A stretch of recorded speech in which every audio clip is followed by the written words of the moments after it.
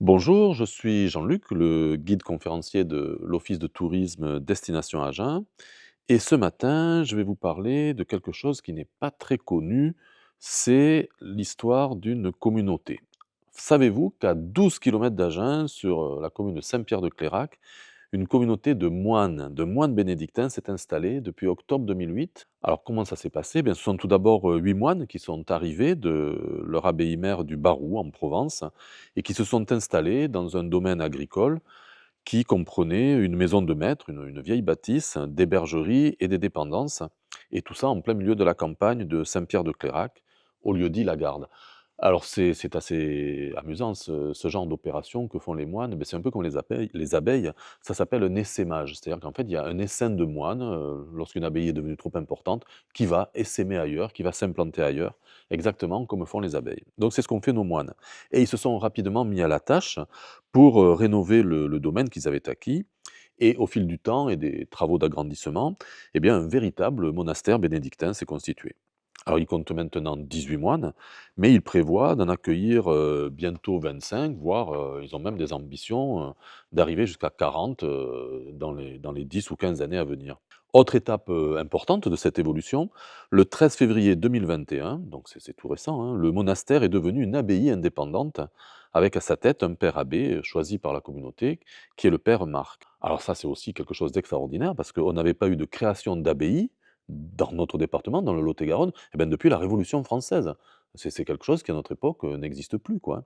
Alors après, ce qu'on me demande souvent, c'est: «Mais bon, c'est bien joli tout ça, mais ces moines, à notre époque, que font-ils? Que font les moines?» Eh bien, en fait, les moines suivent la règle de saint Benoît, à savoir, ora et labora, c'est-à-dire prie et travail. Alors effectivement, ils prient 7 fois par jour et une fois pendant la nuit, donc ça fait huit moments importants de prière, sur un cycle de 24 heures. Et ils ont pour cela transformé avec beaucoup de goût une bergerie en chapelle, qu'ils ont dédiée d'ailleurs à Sainte-Foy, notre martyre à Genèse. Et les moines travaillent, hein, pour suivre la règle. Ils ont implanté un vaste verger de noyers, ainsi que des ruches, et sur leur domaine, ils récoltent donc les noix et le miel de leur production.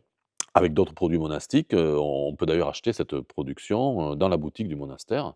On peut peut-être leur faire un petit peu de pub, hein, en disant que ce magasin est ouvert, pratiquement tous les jours, en fin de matinée et en milieu d'après-midi. Et franchement, comme toutes les boutiques, hein, ça vaut le détour parce qu'il y a beaucoup de produits différents, des livres, des objets religieux évidemment, mais aussi, des choses pour, régaler le palais, hein, des confitures, des vins, des bières, plein de bonnes choses, et les noix des moines.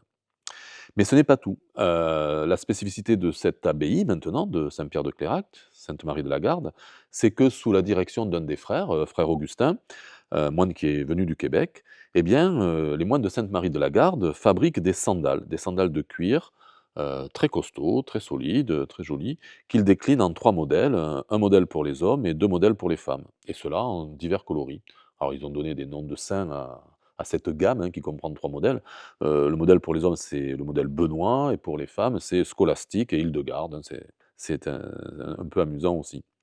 Mais l'aventure ne s'arrête pas là, et c'est ce qui fait aussi de la spécificité de notre abbaye à Genèse. Les moines se sont lancés dans un projet incroyable, démesuré et hors du temps. Depuis l'an dernier, ils ont entrepris de construire une vaste abbaye bénédictine de style roman, comme les grandes abbayes que l'on construisait au Moyen Âge. Alors qu'ils sont quand même, pas très nombreux et que évidemment cela demande des financements importants, mais les travaux ont déjà bien avancé. Les moines ne font pas dans la demi-mesure, hein, parce que au lieu de faire des fondations comme tout le monde en béton armé, ben là, ils ont creusé jusqu'à atteindre les niveaux de roc solide, et ils font des fondations en granit. C'est-à-dire qu'ils implantent des blocs de granit, hein, pour soutenir, les infrastructures de leur future, abbaye. Et on voit déjà se dessiner, l'emprise, du futur cloître. Les travaux ont officiellement démarré et ont été bénis le 15 août de l'année dernière, le 15 août, 2023. Alors la première phase de travaux, bon, va avoir l'édification du cloître, de bâtiments de vie, c'est-à-dire des cellules de moines, et cetera, d'un réfectoire qui servira d'abord de chapelle, parce que la chapelle actuelle est trop petite, et d'une bibliothèque, parce que bon, les moines quand même passent beaucoup de temps à s'instruire et à travailler sur des textes, donc ils ont beaucoup de livres un peu partout, et là, ils vont les rassembler dans une grande bibliothèque. Puis dans une phase, postérieure viendra le tour de l'église abbatiale, Donc il prévoit une immense église, avec 3 nefs, vraiment comme les grandes églises, des abbayes romanes que l'on a un peu partout en France. Et enfin, dans une dernière phase qui va nous amener jusqu'au vers les années 2030 par là, parce que c'est un projet quand même sur les 10 années à venir, eh bien ils vont faire des bâtiments destinés à l'hospitalité, c'est-à-dire, l'accueil de gens qui viennent faire des retraites ou, des gens qui viennent, pour, passer une journée ou 2 au monastère. Et c'est la première fois en fait, ben, depuis de nombreux siècles, depuis le Moyen Âge en fait, hein, que l'on construit de toutes pièces, une nouvelle abbaye comme ça en Lot-et-Garonne de ces proportions-là. Et c'est même, presque unique en France puisqu'à l'heure actuelle je crois qu'il y a que 2 chantiers, donc le nôtre et un second chantier de construction d'une abbaye comme ça en France. Donc je vous invite à aller découvrir, ce chantier, cette communauté bénédictine, hein. Les offices sont ouverts au public, le magasin est ouvert au public. Nous, office de tourisme, nous vous organisons aussi des visites des lieux l'été. Il faut y aller parce que quelque part, ben, c'est une page d'histoire, qui est en train de s'écrire, et vous pouvez être acteur de cette page d'histoire. Alors nous avons une randonnée qui passe effectivement à Saint-Pierre-de-Clairac, et sinon on peut faire une petite journée découverte en allant voir, parce que ce n'est pas très loin, le site antique de Castelculier, la villa gallo-romaine de la Marque, dont le la partie thermale a été aménagée pour, faire en sorte que le public puisse faire des visites en autonomie. C'est-à-dire qu'il y a des panneaux, pédagogiques qui expliquent, comment fonctionnent les lieux. Et quand on est donc à ce site de la Marque, de cette villa gallo-romaine, antique, on est à côté du petit hameau qui dépend aussi de Castelculier, qui est Saint-Amans. Et là, Saint-Amans, il y a une jolie petite église aussi qui mérite un petit détour, donc on peut aller faire un petit tour voir la petite église. Et ensuite, on peut prendre le chemin et monter vers, Cabalso, qui est aussi un hameau de quelques maisons, qui a aussi une très jolie petite église romane, donc là, qui malheureusement est souvent fermée, mais enfin on peut voir l'extérieur, c'est quand même assez sympathique. Et après, il suffit de monter d'un niveau supplémentaire sur le coteau pour arriver à l'abbaye, Sainte-Marie de la Garde.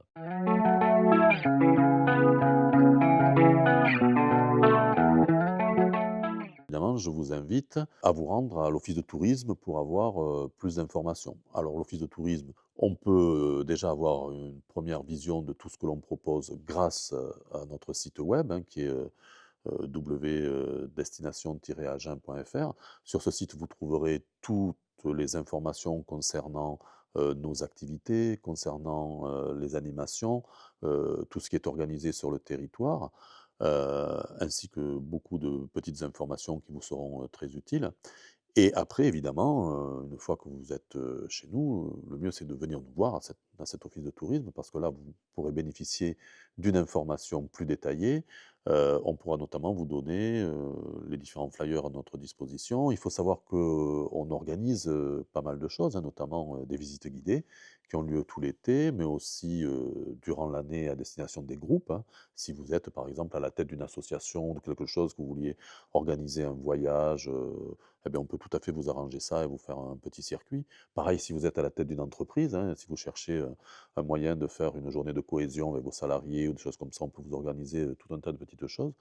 Donc on fait des visites, mais beaucoup d'autres choses. Donc vraiment, je vous invite à venir nous voir. Nous sommes en plein centre d'Agen, sur la place des Laitiers ou du moins à l'angle de cette place, dans une petite rue qui s'appelle rue Garonne. Et là, on pourra vous donner des plans, des guides, des conseils avisés.